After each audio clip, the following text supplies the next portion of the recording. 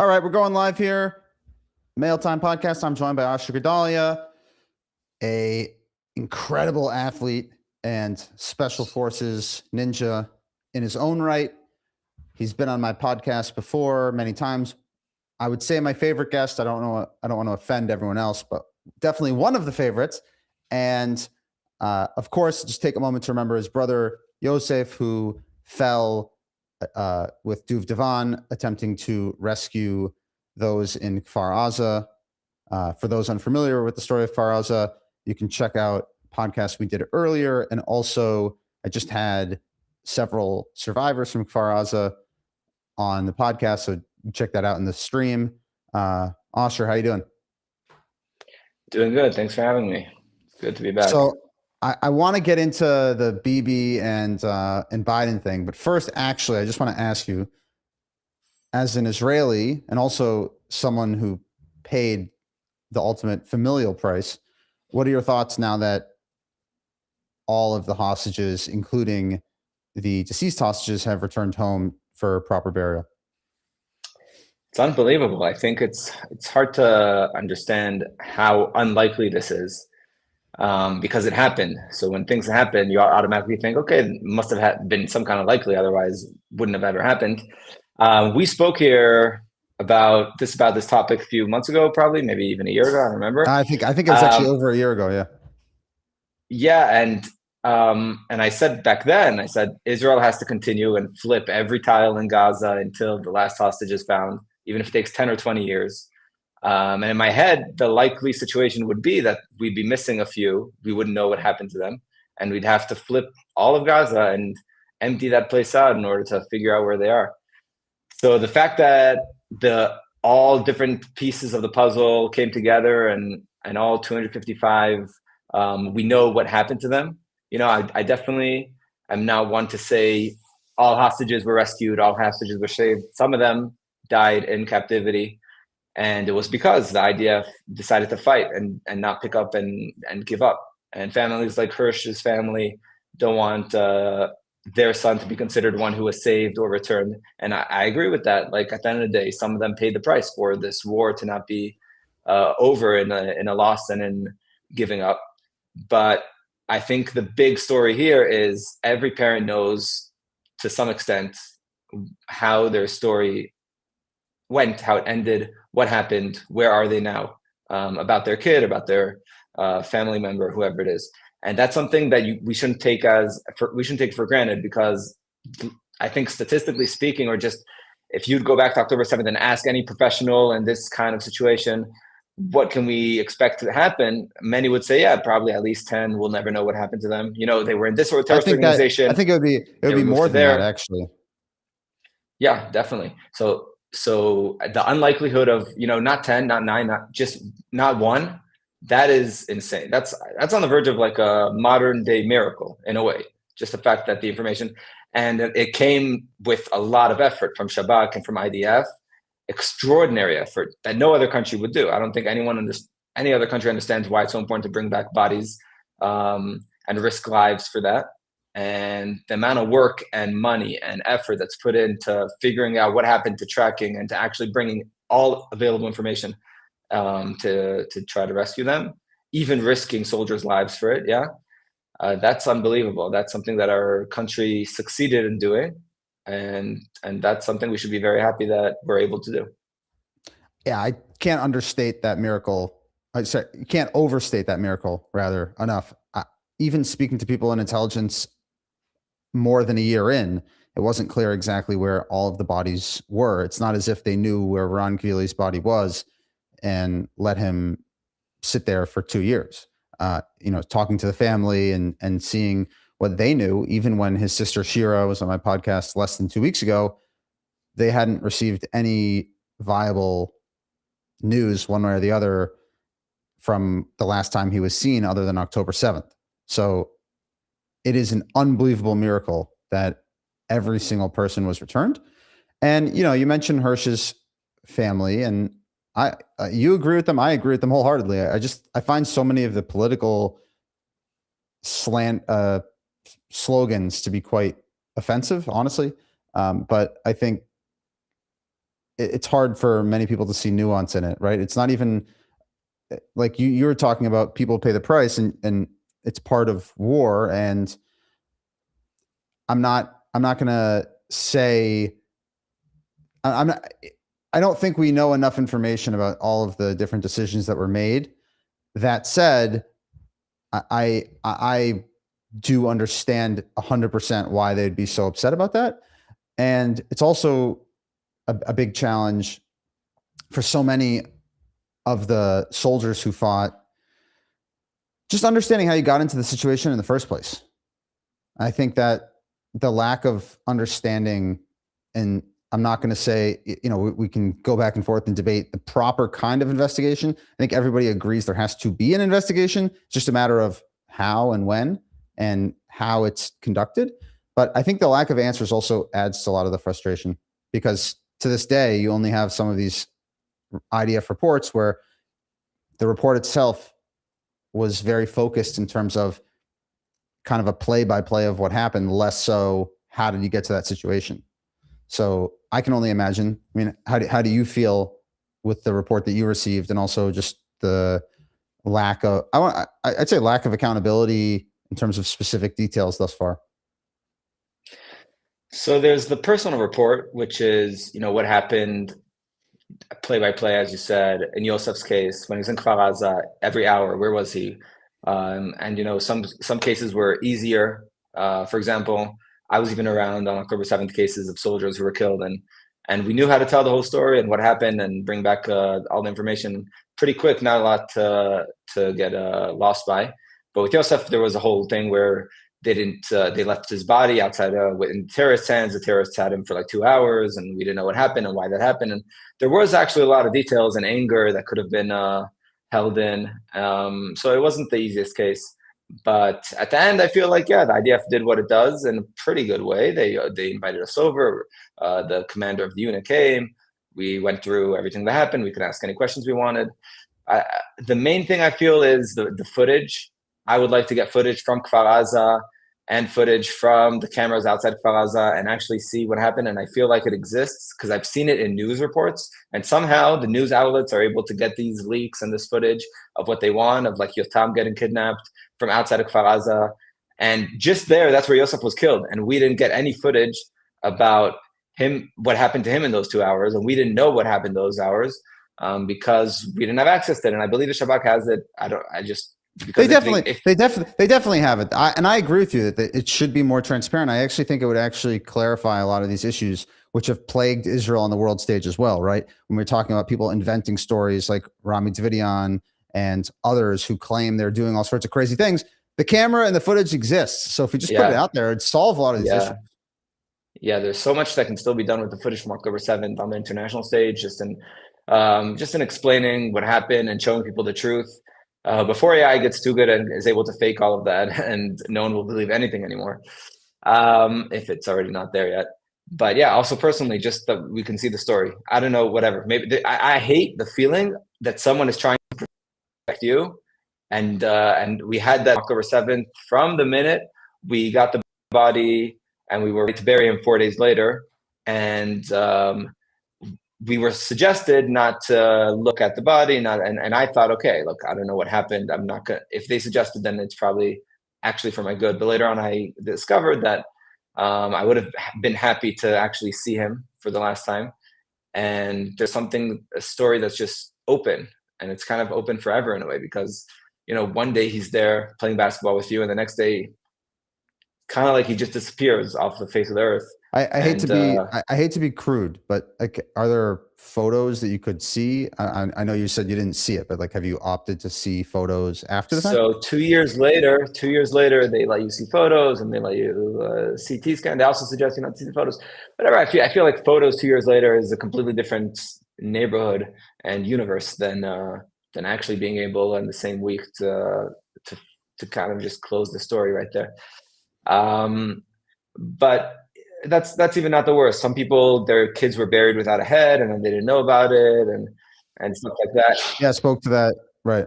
And that's actually, unfortunately, that is now ongoing as well, because people are only speaking up about some of the stuff after, and the question is, what if they knew? and it's Yeah. not so straightforward. You're a special forces. Someone just asked a question. I'm going to put it up, even though some of the language is offensive, but that's okay. Have you seen the DNA? Are you sure it is really Ron Keely's body that was returned, and that Benjamin Netanyahu isn't scamming you to curry favor with Trump and move on to phase 2, returning Gaza to Hamas? What do you have to say, Asher? Yeah, and I can answer as a brother of someone who, just as we've been speaking now, all info that the IDF records in order for you to understand, to see, and to go through is presented to you. And I'm sure Ron Kvili's family was presented with everything, including maybe even seeing the body itself. I don't know, because it's 2 years later, so there might not be really much to see, or what, or might not be something parents want to see. But I have 100% confidence that first of all, even if Bibi wanted to do that, he'd have to convince so many people down the line to lie and cheat, which just doesn't happen in Israel. There's like 100 people around. I don't know. That's an insane conspiracy. There's no conspiracy with 100 people around the body. Right. Yeah, especially in Israel, where there's leaks everywhere. So yeah, so even if Bibi wanted somehow to do that, the way it happened now is just not possible for that to happen. He'd have to do it like, oh, there was a special operation of Mossad that we can't tell you about that found the body this, and it was burnt, and that's why there's nothing left. Like, that's how it would sound in order for it to somehow pass some kind of how do you say it? Like possibility of happening. The way it happened with hundreds of soldiers scanning through, checking teeth on camera, bringing it to the family, the head of the police telling the family he came back in his uniform. They actually probably got to see it if they wanted to.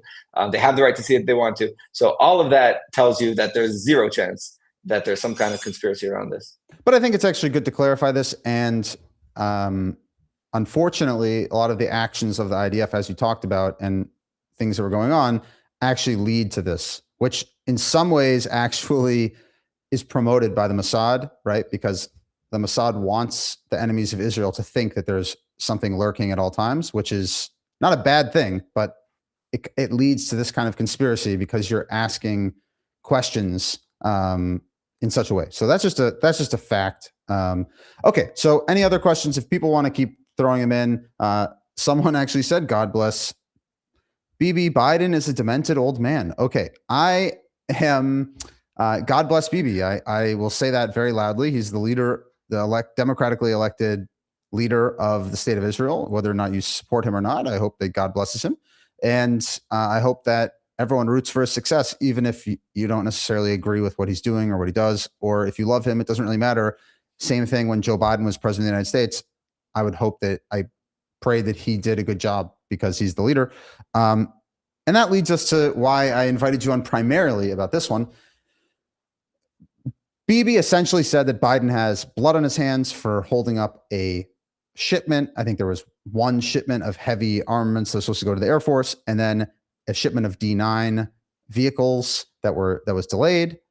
Before I turn it over to you, Asher, I just want to clarify.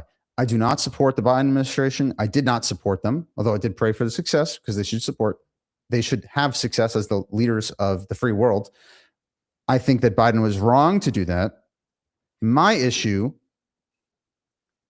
is primarily the fact that this is the first time that I've seen that there's been such a clear and public shellacking of someone and actually accusing them of having blood on their hands when I haven't seen that same kind of language used for people that were in the Israeli defense establishment for decades who very clearly failed.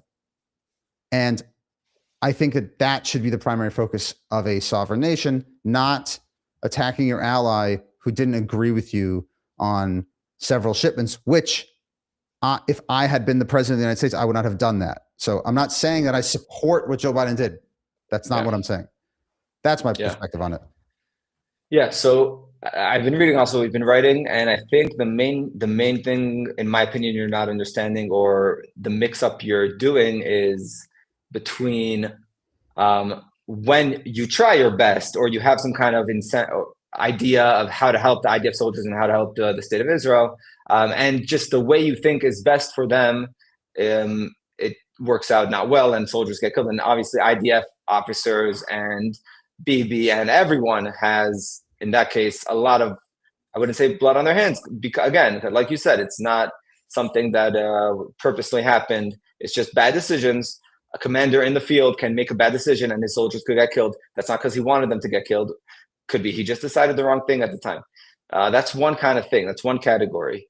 And the other category is when you actually favor Hamas or favor Palestinian Authority over Israel. Now, if you're Russia or China or I don't know who, Saudi Arabia, you can favor whoever you want. You don't have to support Israel.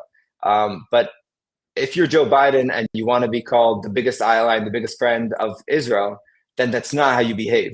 Holding up an arms embargo and not letting D9s come to the country in order, the only reason was to force Israel to stop trying to win the war and to concede and give up and end the war, get back the hostages, and let Hamas win. And this would have been for Biden amazing for elections, because so much pro-Hamas, pro-Free Gaza in the Democratic community back then, in America, in the Democratic Party. And, all the swing states, that it was super important for that to happen. And also him being able to stand up and say, hey, look, I stopped the war. I'm so strong. Israel listens to me. It would have been amazing for him. For Israel, that would have been the end. It would have been a disaster. Israel could not end the war with not entering Rafah, Sinwar, standing there and, declaring victory, and Nasrallah being alive. He also, like Amit Segal pointed out, they were also furious that we took out Nasrallah, who is actually a big enemy of the United States. Hezbollah is a huge enemy of the United States. So just the way he's behaving in trying to please the pro-Hamas community, and in return stopping shipments to Israel, and which ended up hurting our soldiers, that's when I'm okay with Bibi saying he has blood on his hands. Because if an IDF officer, or if Bibi Netanyahu ever did something in order to please Qatar, in order to please Saudi Arabia, in order to and so on, like an IDF officer that cares more about how he looks in some Free Gaza posters and people liking him, then I'd say he has blood on his hands. Then I'd say Bibi has blood on his hands. If Bibi made a decision in order for Qatar to benefit, in order for Qatar to look better, which I don't believe he did, but if he did, then he has blood on his hands.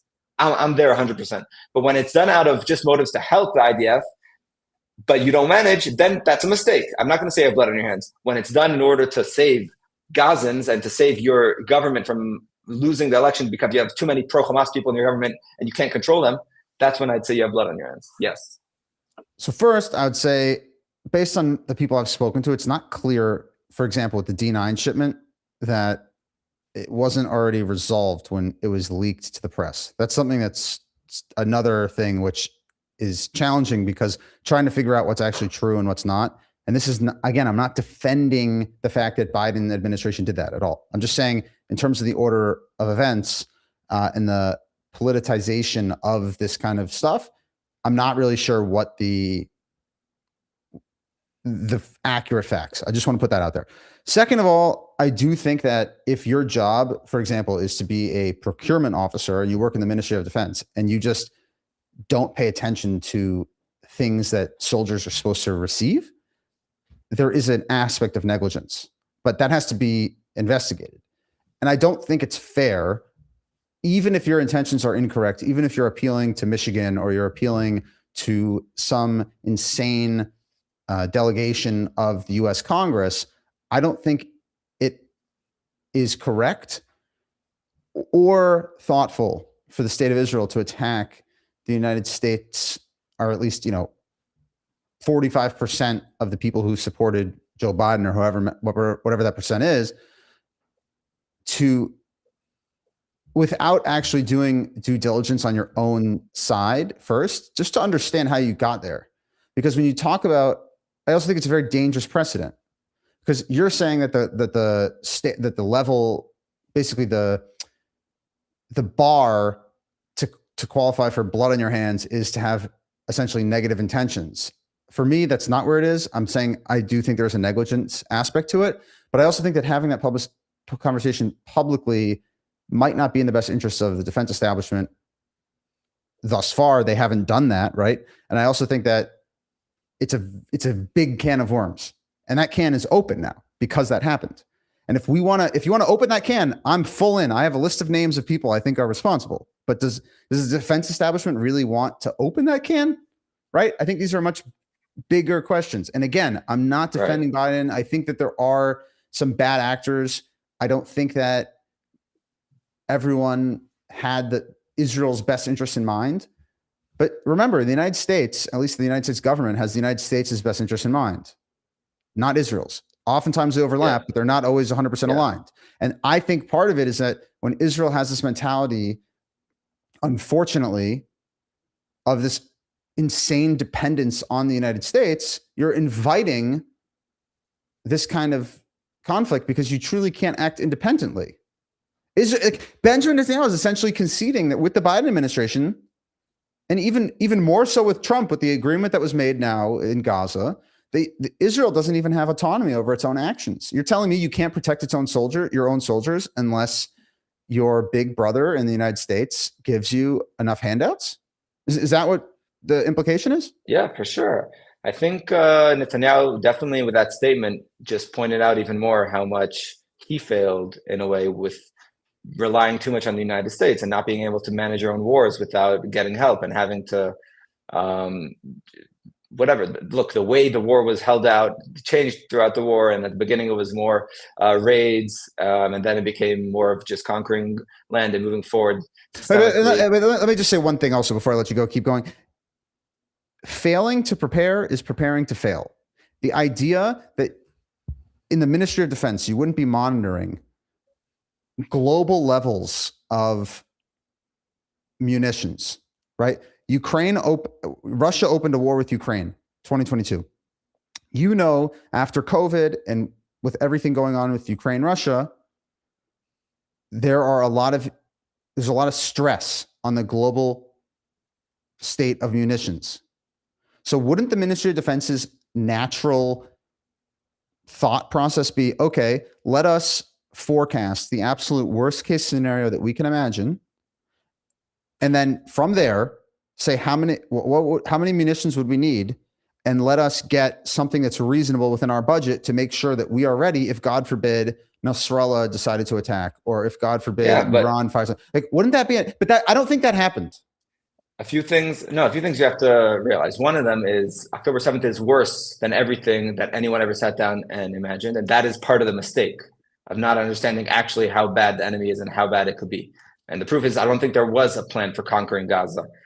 Okay, that's part of the proof that no one even put it on the table and said this is something that could happen. So how can you get mad at the president of the United States for 3 months later putting some again? I think you're mixing two things here. We can have the conversation of who did their job badly and who neglected and who failed. And there's a lot to put over there on Bibi and on the Israeli government for years. And we can also talk about why is Israel relying on the US and why didn't they learn to be more independent? And that's also, there's a lot to unpack there. But that's one conversation. Another conversation is, at what point is an ally behaving like an enemy? That's it. That's the question. Yeah, but wait. I agree with you. My point is that imagine you have a bunch of people, everyone's drunk in a car, and you're driving off a cliff of the highway, and then you're mad that, you know, the guy in the passenger seat leaned over and turned your steering wheel one way or the other. But everyone's like, but that's not at all what happened. Because think about it. Imagine America was a neutral country. Okay, neutral, doesn't care about Israel at all. Nothing. Then Israel wouldn't have existed. Wait. No. And in this case, for this example, then America wouldn't have said, okay, you're not getting any more D9s, because America wants us to buy. We paid for, okay, they gave us the money for them in the first place, but once we had the money, they gave it to us. They didn't say that. They didn't say that. They didn't put it public because they knew that it's a terrible thing. But quietly, they were saying, we're stopping sending you arms. You're not going to get this. You're not going to get this. No. All of that was in order. I don't think that was. That's definitely what happened. To some extent, it definitely happened. And the question is, I think that they're taking bad numbers, which I agree with you, from the Gaza Hamas health ministry, and saying too many people are dying, and therefore we have to. I don't think it was about that. It was about not wanting Israel to go into Rafah because they want the war to end how it is, with Hamas still in power. Now, not that they love Hamas and they need Hamas in power, just they didn't see any other option. And they just wanted it to end right away. They didn't really care about Israel winning the war, defeating Hamas. They didn't like that plan. They thought it was too high of a cost. They just wanted to end and quiet and so on and just continue with life. And the problem is that, I don't think that comes from evil, from wanting Israel to be destroyed. I think it's just from very left-wing ideology of, just oh yeah, Hamas accidentally crossed the border and came. They'll forget about it. Like we'll forget about it. It's okay. It was a mistake. Could happen to anyone, kind of thing. Unless wait, if we don't respond the way Israel did respond, now we could say 2 years later by flattening Gaza, then every terrorist organization around Israel is going to come and destroy Israel, and it's going to be from Syria, Lebanon, and so on. If we don't kill Sinwar at the end of this story, then everyone knows that you can go and commit an October 7th massacre and come out alive and get celebrated and loved by the world. That's not something that Blinken and Biden thought about or cared about. Not because they're evil, because they're stupid, in my opinion, because they're stupid and they don't understand the Middle East. And we've seen it in so many cases that they only came here and messed things up with Iran, funding Iran's nuclear and whatever deals, and with a million things they did in this area that really they only caused damage. And you see the weakness, the Arabs on it. There's no reason, there's no question why Putin decided to attack exactly in the Biden administration and in Obama's administration. And there's no question why October 7th happened with, I think it helped them, the fact that Biden was there and not Trump. So these things are clear, right? It's clear that they don't understand the Middle East. It's clear that they have bad ideology and that they are very stupid and not, in this case, maybe they're good at other things, at financial decisions in the American economy. By the way, I agree. We agree. Right. I agree. So, bad ideology, not understanding the Middle East. I'm with you. Right. Now, I don't think they're evil, but at some point, you can't let your wanting to win the next election come at the cost of hurting your ally in a way that allies do not behave to each other. You don't embargo your ally in order to force them into a decision that's bad for them. You can say, look, Israel, I'm not your ally anymore. We never were allies. You shouldn't have expected me to help you. And I'm sorry, but now I'm just not going to talk to you forever because do you understand? Whatever. But do you understand that Israel put? I'm going to be very careful with my words here. But if you are completely dependent on the United States, which Israel is, okay, and for all of those bozos in the comment section or whatever on Facebook, Hashem is acting through the United States to protect the state of Israel. This is not taking anything away from the heroes of Israel or from anyone who's sacrificed anything for the state of Israel. It is an indisputable fact that without the support of the United States, the state of Israel in 2026 would not exist. That is a statement of fact. Now, if you I think a lot of states would not exist because we send all our nuclear bombs everywhere before we go down. But yeah, and we got the nukes without America. But yeah, you got the nukes from America, but they literally spying on America. Not at all. Are you from America? I'm sorry. From France, South Africa, against the American will. Sorry. I will clarify. No, America actually spied on Israel to determine that they actually had the nukes. That was the confusion. Okay, but my point is, we have to remember, doing history, Israel, I think, fought the 6-Day War against American will, against American help. And only after Israel actually survived and became a successful country did America start supporting Israel. I think it was Yom Kippur War. And there are, I see where you're going with your point, but the point is that you're setting up your ally. Shared interest. There's shared interest. I agree. I also heard Andrew Tate, the big geopolitical master, talk about how there's like 3 big sharks, Russia, America, China, and you got to be under one of them or you're going down. And okay, if America would have been completely hostile to Israel and against Israel and not support at all, Israel would have to go to Russia or China, by the way. And China and Russia have a lot of interest in Israel because Israel is super strong when it comes to high tech, when it comes to technology, and a million other things we can talk about, which we don't have to get into every single one of them. So if America would have said, Israel, I hate you, you're against my values, I don't like Jews, and so on, Israel would go to China. No. And America doesn't want that. Now, the point is that Christians and Jews have a lot in common, and naturally and value-wise, we share a lot with the Americans, which is why it's a natural alignment and friendship, a very deep friendship that's going to last hopefully forever, because we just are a lot of the same people and the same values. But the point is, if America, to say Israel exists because America, it's some chesed project, right? Some like charity project of America, of Israel. It just couldn't be more far from the truth. What does America have to look for in Qatar? What does America have to look for in Jordan, in Syria, in so many places? 1 second. American bases. Say it's a chesed project. What I'm saying is that, but if you're kind of making it sound like that. No, but if Israel, first of all, the Israeli government is making it seem like that. You're basically saying that you give us the credit card. We can do whatever Once we you want. rely on if you build a friendship with someone and you relied on him to be there for you, and then he's one day not for you, and like, hey, why did you rely on me? America should have said 10 or 15 years ago, look, stop relying on me. I'm not going to give you money. I want you to be on your own. America doesn't want that because America wants to influence Israel. And because America wants to be able to say what's going to happen in Gaza, what's going to happen in Lebanon, exactly right now, what's going to happen in Syria, just like America is doing now. And how are they going to do that? By funding Israel, by supporting Israel. And America wants to be funding Israel because without that, Israel is going to do whatever we want. And America doesn't want that. Now, Israel also wants America to help because otherwise we'd have, instead of 200 soldiers killed, how much was it? 900 soldiers killed in this war, 1,000? We'd have 10,000 or 50,000. That could easily happen. But if Israel had to have 50,000 soldiers killed in order to be independent, then it would be. And that's what would happen. Just like in the independence war, we didn't have help from anyone, I think. Okay, and 6,000 people died. That's 1% of the whole population. That's 1 in 100 died over here. The most deaths in an Israeli war. But we did it because we needed to make the country. Okay, so Israel has the interest of less soldiers dying in war. America has the interest of let me be able to control the Middle East and decide what's going to happen in Lebanon and Syria and Jordan and the Palestinian Authority and Gaza. Because if it was up to us, what do we need the Palestinian Authority for? We'd send them away to the border of Jordan. We'd send away Gaza. One second. That's not. If it was up to us right wingers, not the left wing government. Israel's been promoting the Palestinian Authority. Okay, I mean it was like tooth and nail to get the Taylor Force Act. Right wing.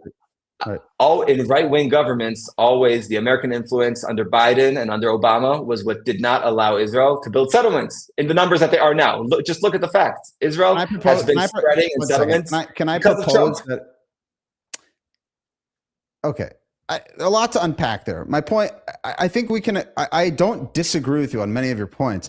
I'm just saying that to basically ask 50% or not even 50%, to ask American voters, right, who are giving their tax dollars. And again,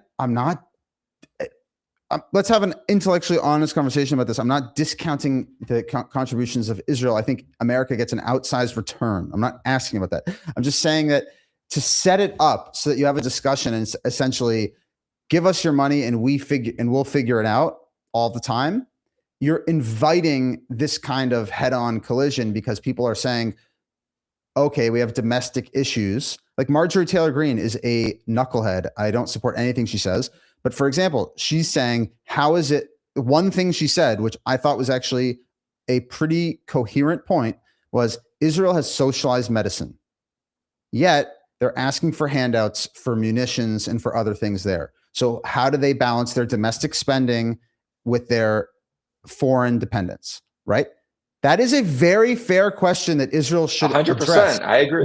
And you can have that without the conversation being like, oh, they want everyone to die. They want everyone like. Of course, no, I agree. Right, it's a legitimate question, and I think fundamentally what struck me so sharply about Bibi's comment towards Biden is simply, I believe in radical accountability on this stuff, and Israel just has to be accountable for how the situation happened, what decisions were made, how did your munitions levels get so low?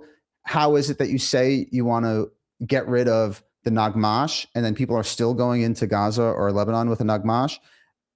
What are you doing with your weapons, different guns? What are you doing with helmets, plates, vests, drones? Why was there such a shortage of drones, right? Those are legitimate questions that you can have. And then separately, you can say, okay, and by the way, after we made all of these mistakes and XYZ personnel made these mistakes, then you had Biden and some dumb people in the State Department that were trying to mess around with us, and that wasn't nice.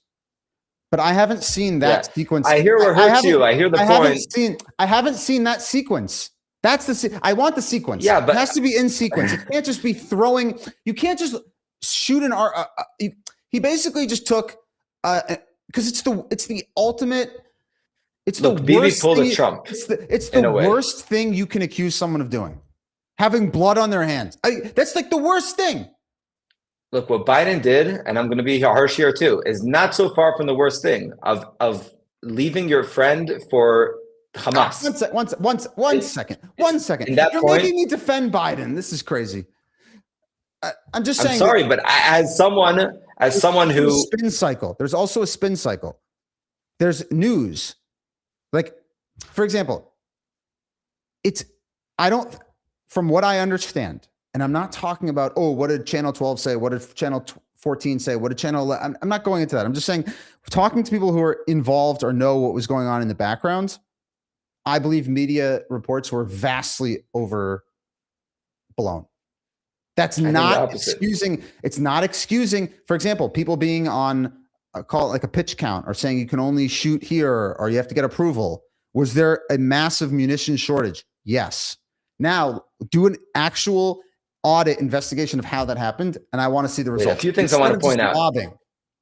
First of all, I don't believe we needed 10% of the munitions that we had. I think we needed less. I think we needed probably 3%, because what we needed to do was not destroy 70% of the buildings in Gaza.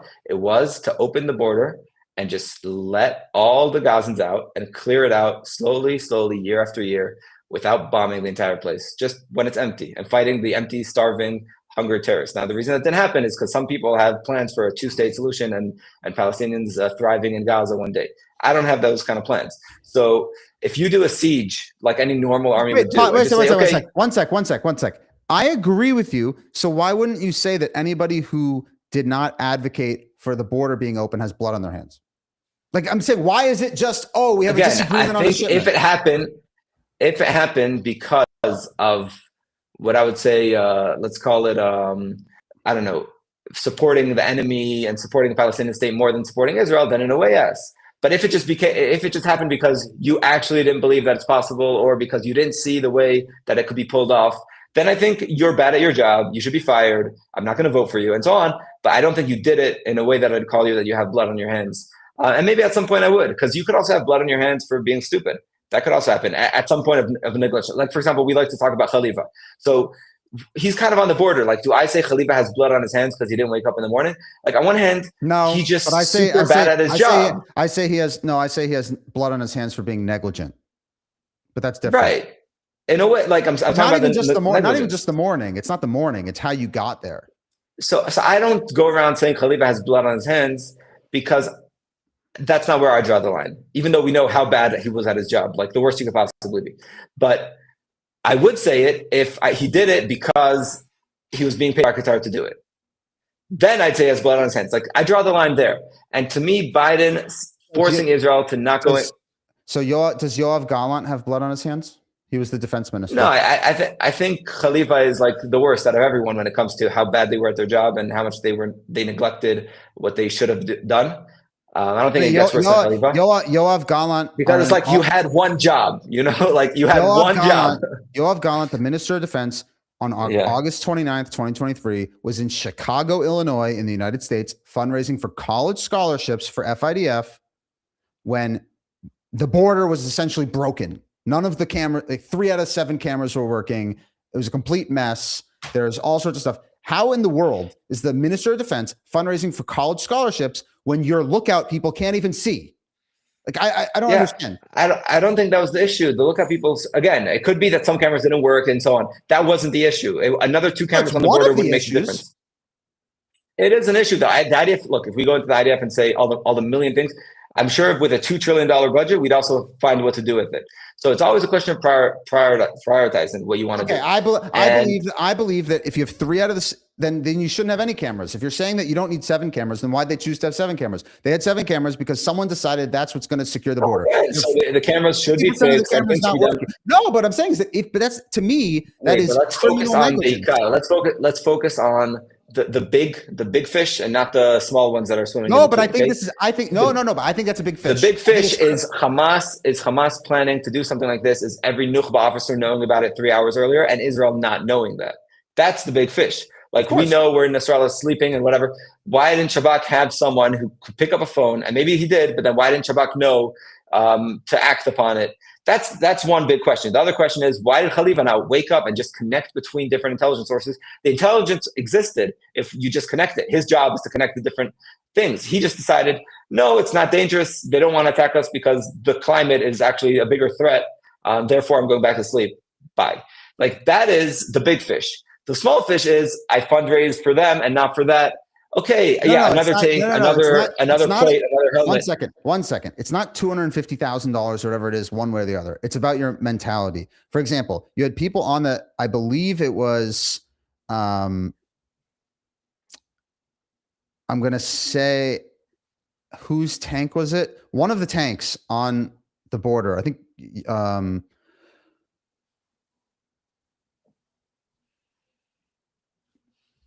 one of the tanks on the border. I'm having a moment here, but one of the tanks on the border, they knew was not working before October 7th. So then when they went, people actually got killed and kidnapped out of that tank, right? Like it could not move. It could not go. Wait, go back to the ranks. Let's go to the ranks. Whose fault is that? That's got to be the fault of the commander of that tank, or if he reported it, then his commander, until where it stopped being reported at some point, it probably didn't get up to Yoav Gallant. Okay. So like, if we're going to look specifically no. But what I'm saying, but this goes at their job at all the ranks. No, but it goes into I would say a culture of negligence, because you have a culture of, yeah, beseder, everything's fine. Like if you decide that certain things are needed because of the security, right?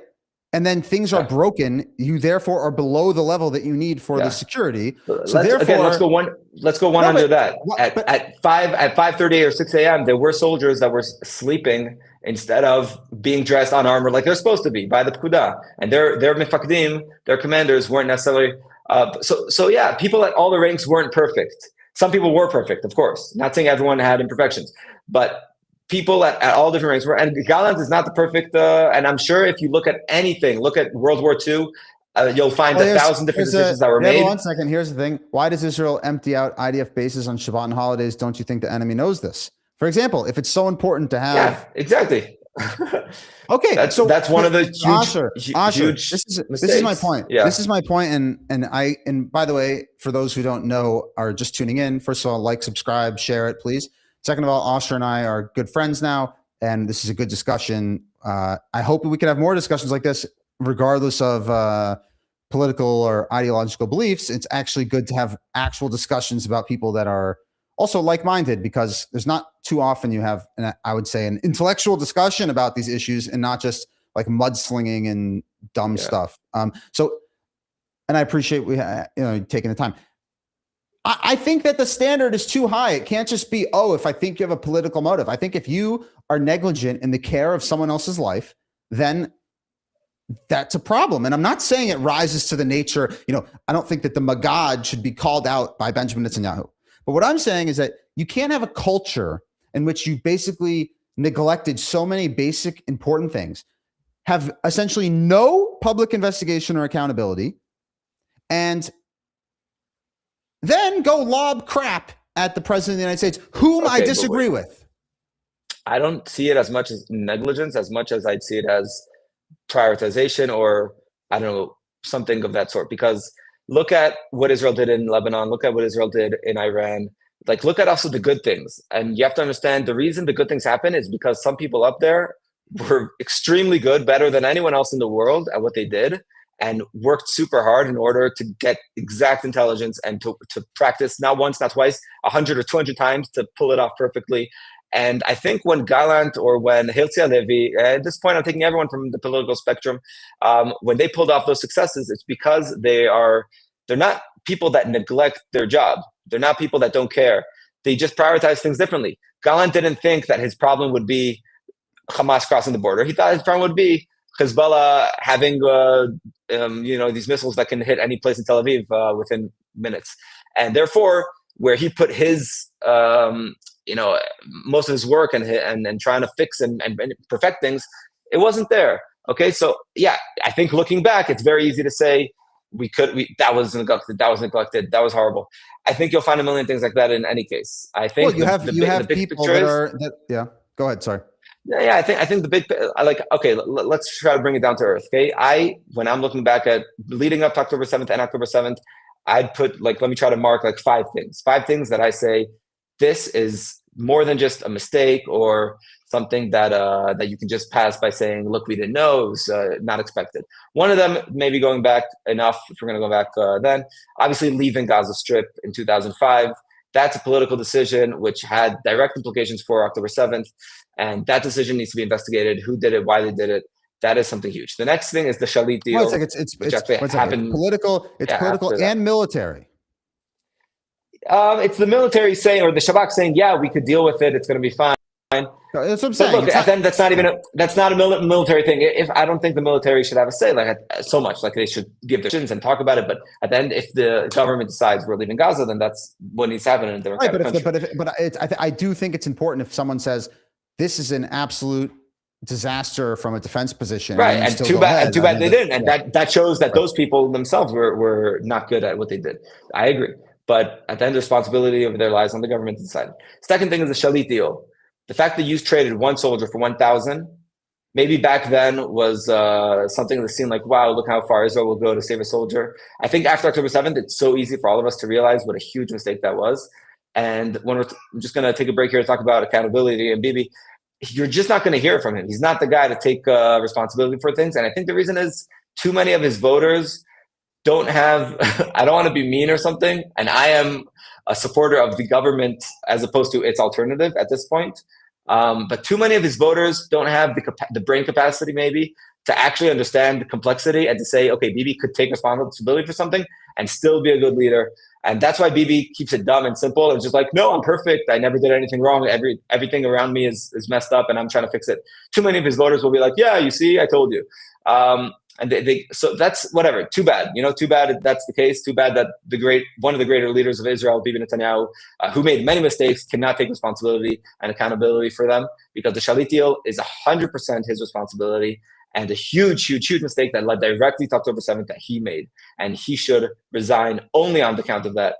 Now, is there someone better than him right now to do the job? Yeah, maybe not. Okay, so we can talk about that later. But the point is, that's something huge. The next thing is Shabak not having human sources to tell you what every Nukhba officer knows. And the next thing is Khalifa not connecting the intelligence on our side on October 7th morning. I think, though, and maybe the fifth thing would be, why didn't we have a plan for this? Why didn't we understand this is a possibility? That goes in all directions. So those are like the deal breakers. That's what's going to decide how big of a catastrophe and of a massacre you're going to have to withstand. And I focus on that because that's the big money, and less on who has gone on fundraising for, or if the shields or helmets were this great or that great. Not because it's not important, not because that doesn't save lives, because it does, but because that's going to differentiate between if you had 1,000 or 2,000 soldiers dead.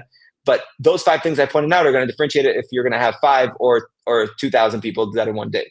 So it's like magnitude wise. I don't disagree in the magnitude. I'm saying, for me, meeting one bereaved family is enough, right?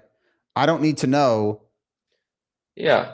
And look, and I'm 100% with you that Bibi should take accountability for what he again. What I'm saying is, I think it's bad for the state of Israel to not have a lens on things that are of lesser magnitude. It comes down to, I'll move it to a different category for a second. People sometimes they come at me, oh my God, why are you calling out some of the fraud in Jewish nonprofits? We have so many enemies.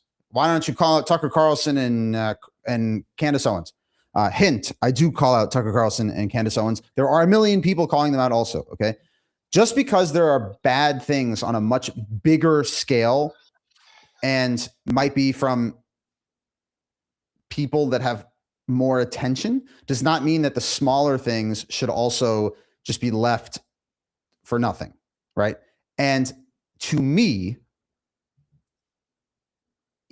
even if it's a smaller magnitude, right, I still care about Chativa Sheva the same I care about Kfar Aza. And the fact that they were failed on so many levels, or that you have people in the lookouts or whatever it might be, I think that it merits intense scrutiny and actual accountability. And now that now that the grenade has already been lobbed, I think now it's okay. If we're going to have a public reckoning, then there has to be a public reckoning. Like that to me is where it happens, because it seems to me. So I want to clear. Yeah. No, I think that the point I'm trying to make that I would like you to accept is, being also in the IDF or whatever, anyone could tell you. At the end of the day, look, the commanders they're good usually. They're better than you are usually. Like, there are obviously cases, but there's a reason they get pushed up in their ranks usually. It's not because of money and stuff like that. And I just know that these people are extremely talented people that are very good at what they do, and and which is why it's very easy to right away go for their heads. Like, why was that helmet not there, and why was that? And it's also true. And why was that camera not fixed? But at the end, humans are humans, and you got to prioritize. And your soldiers are not perfect, and sometimes you want to see that your soldiers wake up at 6:30 in the morning before you want to see that their helmets are fixed. And so why didn't the soldiers wake No, up? but I'm not mad. I'm not mad at a commander about that. I would say you have people who their specific job is to do certain things, right? Like, if you have Gallant, as good as he would be, he wouldn't be able to fix on his own all the problems in the IDF in one day or in 3 years. There's things that are in the culture. And again, we're saying all these things IDF that need fixing. The IDF has amazing things that make it also one of the top armies in the world, and that's also thanks to these same people. So I see how it's hard for you that Bibi is standing there and blaming Biden for the blood of Israeli soldiers when he has a lot of decisions he made which cost the lives of Israeli soldiers. How many? I want to know. Give me how many. Right. So again, I want to maybe let's like push it up one level to a higher level and try to understand. I have a question. Right. If you didn't give people drones, advanced drones to go into buildings, right? I've spoken to dozens of units that have had instances that this occurred in one form or another. I remember someone from Kfir. I was talking to them. They didn't have the advanced drones. 3 soldiers went in. They are now buried. So look, one thing that makes the IDF a very good army is that a lot of things come from the bottom up, and the commanders listen, and you push up ideas, and things happen from lower rankings. And that's why also Israelis in general are, front of technology and make things move fast in some cases, in the cases of, technological advances. The thing is, you cannot expect Gallant to do everything, because let's imagine Gallant in the morning. Massive team. Okay, let's imagine Hiltzi in the morning, okay, or Gallant, or anyone really. I don't care about the figure. It's just up there. You wake up in the morning. Okay, what's happening with Iran nuclear deal? Do we have the 50 F-16s from America that we need in order to bomb there? Next, what's happening with Nasrallah? Did we get the intelligence that we need about that? Like, only after you figured all of that out are you going to start going, okay, let's go down to this base and figure that out. Like, I'd say that has to be more from Aluf Pikud Davom to the commander of that base itself. To the much lower ranks are the ones. Yeah. So for the drones not being, that's because people at the lower ranks weren't fast enough, sharp enough, good enough to make that come in time. I don't blame Bibi for that or Gallant for that, because no, but what I'm saying is that's 3 people I know. Then I can keep going down the list, okay, of different instances, right? So whose blood on the hands is that? For me, I'm saying I don't want to. If we don't, I prefer not to have a discussion that way. Push it up. No, but push it up one level higher and say, where is the line drawn? Wait, but I would prefer not to even speak in language like that. And obviously, the ones responsible are Hamas and Islamic Jihad and these people that are actual terrorists. Okay, those are the people that are going out and doing things. And then, if you want to say, okay, who should have helped them be better prepared? So, how many soldiers died because of Biden's alleged delay of D9 shipments versus how many IDF soldiers died because the Ministry of Defense failed to properly prepare them? Do we want to have a discussion? I think the point Bibi was trying to make, and Amit Segal pushing that narrative too, is that there's a line you draw between when someone's behaving as an ally or as an enemy, and Biden and the embargo crossed that line. In allies, you have a lot of give and take. You have a lot of, okay, look, you want to do it this way, I'm going to do it this way. We don't agree. Moving forward, we're not going to agree. You have those things, but there is a line somewhere, and you have to agree with me that the line exists somewhere where you say, this is something allies don't do. And I think the embargo that Biden pulled off is something that allies do not do. That is like one of the worst things the American government did to Israel, and I don't know how long, but one of them, just because the incentive game that was played there and why that decision was made. And I think when Bibi is saying that, one thing which you brought up, which is that even a good thing to say, even if it's true? Is that something you want to say? Yeah, maybe not, but I think he knows that Trump loves hearing this kind of stuff, and it serves Trump a lot. And Bibi's kind of smart, and he knows, okay, like, I'd rather give Trump the boost than what I'm hurting my relations with the Democratic Party. I guess that's a decision he subconsciously made at some point. Yeah, but I'm concerned about how people in Israel consider the defense establishment and how you can actually get better, as opposed to just lobbing things like that. So, Mike, like for example, clear, like just who has more blood on their hands for failing the idea of soldiers? Biden's D9 embargo or the Ministry of Defense systematically failing to provide proper equipment to soldiers, drones, etc. Yeah, or Khalifa not waking up that morning. It's not even a question. So what I'm saying but again, Khalifa not waking up in the morning is more blood than all of that. Oh, I blame Biden more than Khalifa. Oh, this is crazy. Really? Again, because Khalifa didn't do it because of Qatar paying him, as far as I'm concerned. He did it because he's bad at his job. And Biden did not do it. He also did it because he's bad at his job. He's bad at his job. First of all, that's not the reason. If I thought he only did it because I think he did it because his moral compass is messed up. That's what, when I say someone has blood on their hands, it's when their moral compass is messed up. And it's not because they're stupid or bad at their job or something like that, even though they could be. And I said they were, and they are. That's true. Also, I don't believe you actually find. I don't believe you actually find that as a standard, right? If you have someone who's drunk driving, and they crash and kill. Did he decide to get drunk? He decided to get drunk, but they're still negligent. They still have blood on their hands. No, wait. It's not bad moral compass.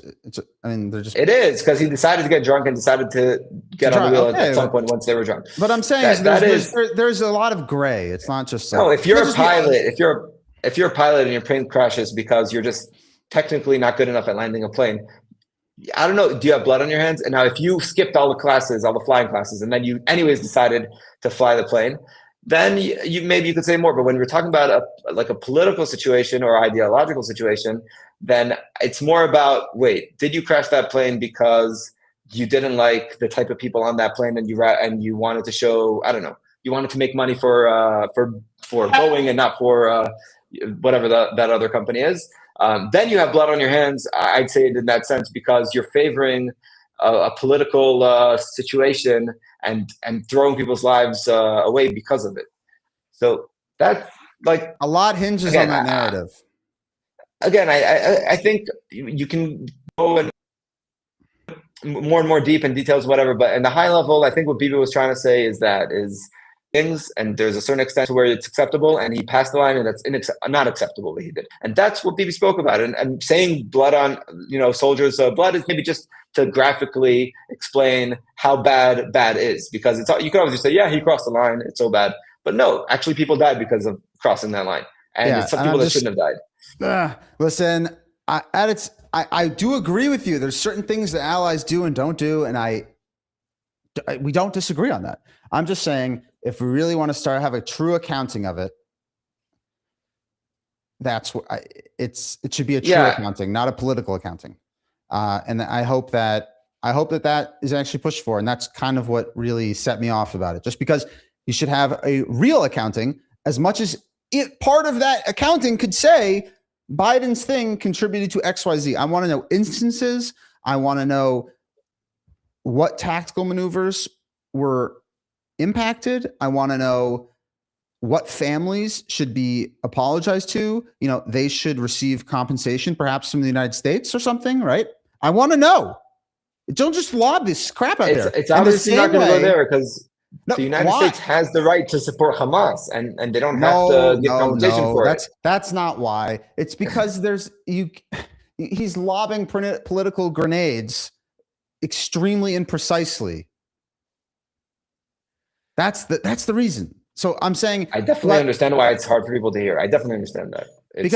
I can understand it, but I'm happy it was said, because I think that line that he crossed, I want everyone to know and to point at that man and say, this man made a decision to favor the pro-free Gaza, free Hamas, free whatever you want to call it, crowd, and not these IDF soldiers. And he could do that. He has the right, but everyone should know that and know what it cost us. I don't disagree with you, but I don't know what it costs because I don't know. I want to know what it cost. I guess let's put it that way. We can agree that we should. I think Biden himself, again, I think Biden himself would tell you why he did it if he was honest. And he'd say, I did it in order that Israel listens to me and doesn't go into Rafah and doesn't win the war this way and actually gives up and lets me have my hostage deal. That's why I did it. I wanted Israel to listen to me. So I think if Biden thought that this would be leverage on Israel, then he obviously knew that Israel needs it, right? And if Israel needs it, then it's obviously for a reason, because we're going to fight better. And if we fight better, then it means less soldiers dying. So like, it's that kind of, now how many soldiers died, where, and how much? No, but you can't Biden himself knows. Yeah, he himself knows. I don't. No, because I don't. It's imprecise what I'm saying. Okay, so how many Biden soldiers let's died? put it this way: Biden did it. Biden did it because he knows. I'm going to say this is probably not accurate, but this is true. Because he knows that that's going to risk more soldiers' lives, and Israel doesn't want that, which is why it's leverage. Otherwise, what kind of leverage is it? I'll say this: if you want to, if Israel wants to play this game, I would just request how many soldiers lost limbs or lost their lives going into buildings when they didn't have proper drones to scan them beforehand. And if they can answer that, then we can have a discussion about the impact of Biden's D9 embargo, which I do not support and I think is abhorrent. But if we want to go there, then we should go there. That's my conclusion on it. But I don't disagree with you. I'm just saying. Yeah, but why do you keep going back to Biden doing this? It's just like negligence on this side. Like, why can't it be two different categories? One category is people who messed up at their job, and one category is people who have bad intentions. Like, we need to put intentions. Intentions is what's into play here. So I think when you have a job of guarding, when you Biden intended to hurt the IDF soldiers. That was his intention, because that's what causes leverage. That's the whole point here. And if Biden didn't intend it, if Biden only wouldn't have gone in without it. Okay, and then who's that hurt? No, but again, why did he think his action? What did he know it would cause if Israel doesn't listen? He knew it would cause soldiers getting hurt. He knew that the IDF wouldn't do it. So you could say that, that could be an argument against, and we could go into that. We could say Biden really thought that Israel would have caved in and listened, which is why he played this like empty card or this, he bluffed basically. Yeah, we could go into that. We're saying that Israel values all the lives of the soldiers. So let's put it that way. And then I'd put it more in a technical, not technical, like a professional disadvantage or failure, and not an intentions one. If he really bluffed, if he really believed Israel's definitely not going to do it, and this is going to be for the favor of the Israeli people. I'm told that there was a disagreement about the D9 shipment, that it was resolved. And then once it was resolved and the D9s were actually on the boat, that Bibi leaked that they're being held. And that actually created more of an issue. I think it's the exact opposite.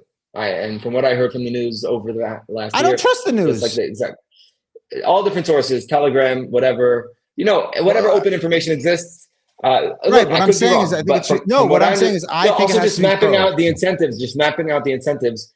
Bibi only loses from saying, yeah, Biden, the shipment's coming to us and Biden stopping it, because that gives Iran, Hezbollah, Hamas a much bigger appetite to say, wait a minute, this is going bad for Israel. That's why I think both Israel and America try to keep the dirty details under, because it serves both of them, because they both know the minute those dirty details go out, Hamas is going to get a bigger appetite, and so is the rest.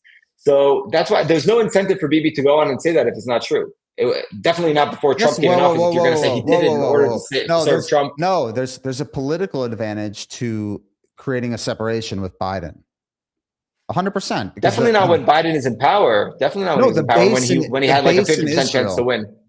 No, but the base in Israel is encouraged by Bibi, quote unquote, standing up to leftist lunatics. Like that's not like a crazy. Not getting into the more fights he had with Biden, it didn't make him look good. It didn't make him look more powerful, more able, more a good leader that knows how to navigate the political international situation.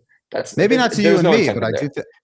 I think it's the opposite. It's the opposite. The incentives were definitely the opposite way. I think you'll see that. I think look at when the dates were and look at when they actually came out and they talked about what happened, and you'll see months and months of separation, because they had to wait for Hamas to actually not really exist so much and for Hezbollah to be destroyed to open it up and say, and also for Trump just to come in and just change the situation in order to say, look, back then it was actually really bad, and good thing that people didn't know how bad it was. That's if you're going to map out the incentives. And that's why I think it's only worse than what is coming out. Time will tell, and I will keep pushing on it, and hopefully we'll be back to have more discussions like this. I really appreciate it, Asher. And anyone has thoughts, questions, anything like that, always shoot them over. I'm happy to talk more. So, Asher, appreciate it. Thank you very much.